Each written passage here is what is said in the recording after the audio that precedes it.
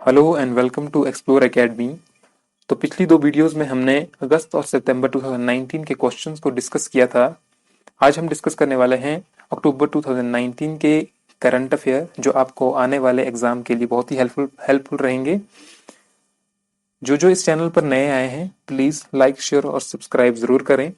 तो चलिए बढ़ते हैं आज के क्वेश्चंस पर। तो question number 1 is India's first golden mahseer fish breeding farm is located in. तो इंडिया का first golden mahseer fish breeding farm कहाँ पर स्थित है?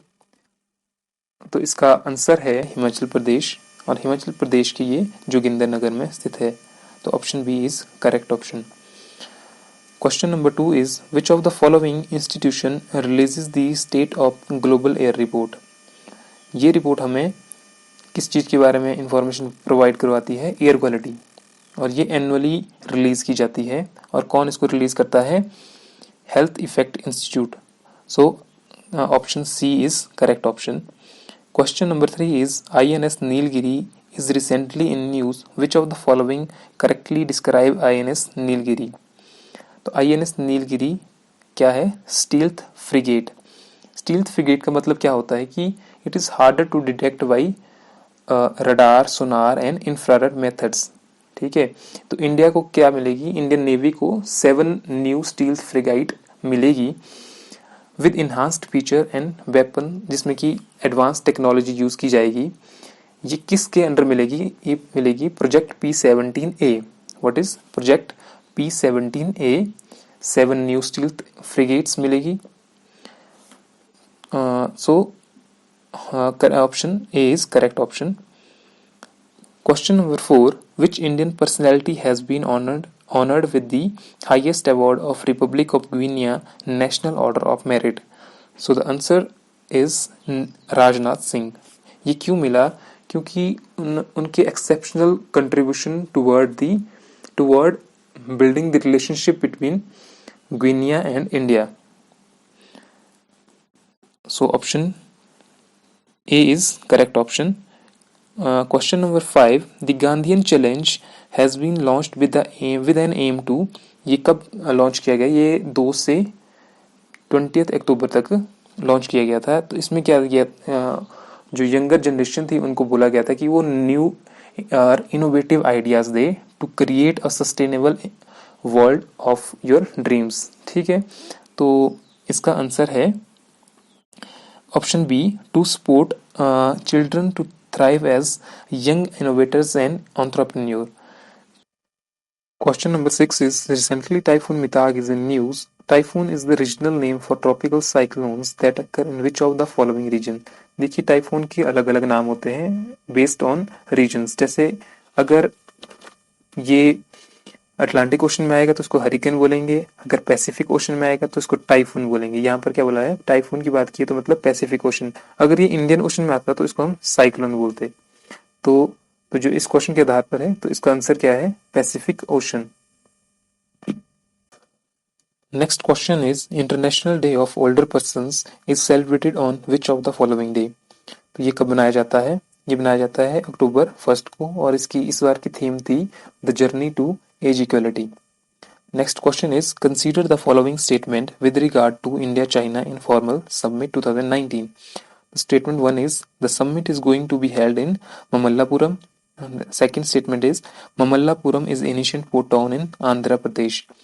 And third statement is Mamallapuram, which was a crucial town connecting India with south east Asia. तो इसमें से कौन सी करेक्ट है? देखिए the summit is going to be held in Mamallapuram, ये स्टेटमेंट करेक्ट है। दूसरी स्टेटमेंट क्या बोलती है? Mamallapuram is ancient port town in Andhra Pradesh, ये गलत है। ये कहाँ पर है? ये तमिलनाडु में है।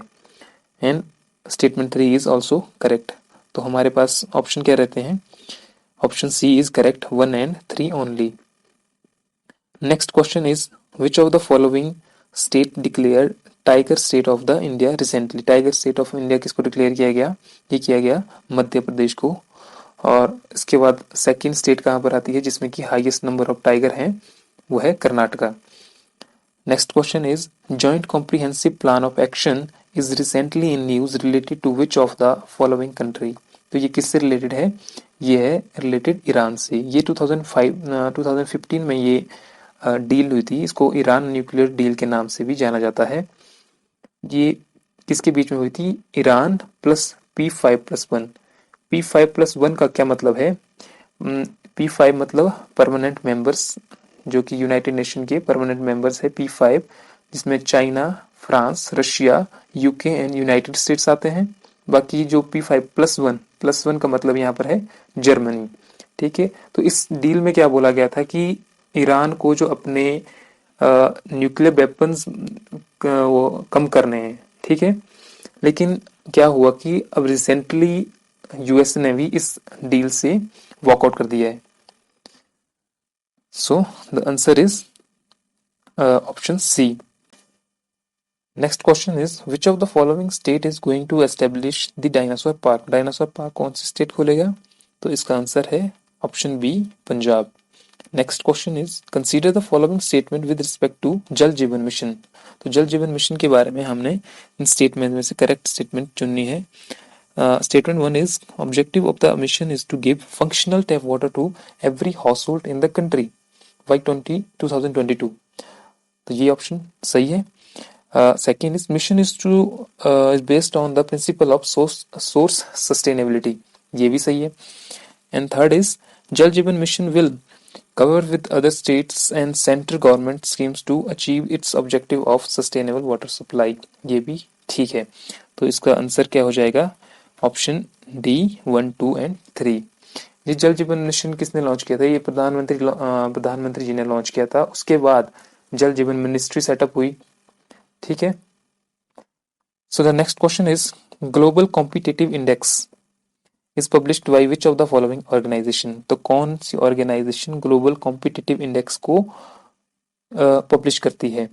तो इसका आंसर है वर्ल्ड इकोनॉमिक फोरम। तो इस बार इंडिया का जो रैंक है वो कितना है? 68, और जो कि 10 स्थान नीचे गिर गया है। पहले ये 78 था, अब कितना हो गया है? 68। और टॉप स्टेट कौन है इसमें? टॉप स्टेट है, टॉप कंट्री कौन सी है? टॉप कंट्री है Singapore. Next question is Saras Aajeevika Mela is an initiative under which of the following? Saras Aajeevika Mela ये किसके लिए है? ये है आपका option C, skill mission India. तो इसमें क्या होगा? स्कीम का ऑब्जेक्टिव क्या है? To bring the rural women self help group, जो रूरल वुमेन की सेल्फ हेल्प ग्रुप्स है और अर्बन एरिया की सेल्फ हेल्प ग्रुप्स हैं, उनको क्या है अंडर एक ही प्लेटफॉर्म के अंदर लाना है, ताकि जो रूरल वुमेन्स हैं उनको भी पता लगे कि अर्बन की जो डिमांड्स है कस्टमर्स की वो क्या है। तो इसका ऑब्जेक्टिव ये था। ठीक है, next question is which of the UN organisation initiated acceptance of crypto currency as donation? ये पहली ऐसी ऑर्गेनाइजेशन बनी है जिसने की क्रिप्टो करेंसी को एज एन डोनेशन एक्सेप्ट किया है। ठीक है, जो क्रिप्टो करेंसी में भी डोनेशन को एक्सेप्ट करेगी वो बनी है यूनिसेफ। यूनिसेफ बनी है यूनाइटेड नेशन चिल्ड्रंस फंड। ये बहुत इंपॉर्टेंट क्वेश्चन है। Next question is Sendai framework is related to which of the following? Sendai framework किससे रिलेटेड है? तो ये रिलेटेड है, ये क्या है? सेंदाई फ्रेमवर्क एक 15 ईयर फ्रेमवर्क है जो 2015 से स्टार्ट हुआ था, तो 2030 तक होगा। तो इसका ऑप्शन क्या, आंसर क्या हो जाएगा? Disaster risk reduction 2015 to 2030। Next question is who among the following has been awarded Indira Gandhi Award for National Integration for the years 2017 and 2018? ये किसको मिला है? इन्वायरमेंटलिस्ट चंदी प्रसाद भट्ट। इन्वायरमेंटलिस्ट चंदी प्रसाद भट्ट को मिला था। ये कहाँ से? ये उत्तराखंड से। इनका जो रोल था, इन्होंने एक ऑर्गेनाइजेशन बनाई थी जिसका रोल चिपको मूवमेंट को सक्सेसफुल बनाने में बहुत ही ज्यादा था। इनको रमन मैग्सेसे अवार्ड भी मिला है, पद्म भूषण मिला है।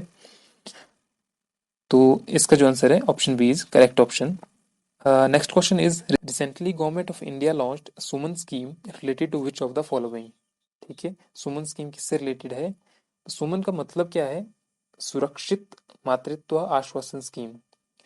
सुरक्षित मातृत्व आश्वासन स्कीम जो इसका एम है,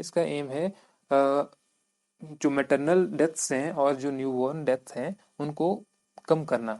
ठीक है, तो इसमें क्या होगा, इस स्कीम के अंडर क्या होगा कि प्रेग्नेंट वुमेन या कोई mother up to 6 months after delivery, ठीक है, और जो नए बच्चे हैं, न्यू बॉर्न चाइल्ड हैं, उनको जो हेल्थ केयर फैसिलिटी होगी वो फ्री में प्रोवाइड करवाई जाएगी।